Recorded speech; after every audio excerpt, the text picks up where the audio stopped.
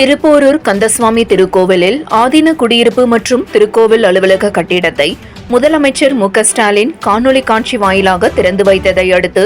பேரூராட்சி தலைவர் தேவராஜ், இந்து சமய அறநிலையத்துறை இணை ஆணையர் லட்சுமிகாந்த் பாரதிதாசன் ஆகியோர் ரிப்பன் வெட்டி திறந்து வைத்தனர். தமிழகம் முழுவதும் பல்வேறு பகுதிகளில் தமிழக முதல்வர் மு.க.ஸ்டாலின் காணொலி காட்சி வாயிலாக பல்வேறு திருப்பணிகளை திறந்து வைத்ததை அடுத்து இந்து சமய அறநிலையத்துறை கட்டுப்பாட்டில் உள்ள திருப்போரூர் அருள்மிகு கந்தசுவாமி திருக்கோவிலில் 94 லட்சம் மதிப்பீட்டில் கட்டப்பட்ட புதிய ஆதீன குடியிருப்பு மற்றும் திருக்கோவில் அலுவலக கட்டிடத்தை தமிழக முதல்வர் மு.க.ஸ்டாலின் காணொலி காட்சி வாயிலாக திறந்து வைத்ததை அடுத்து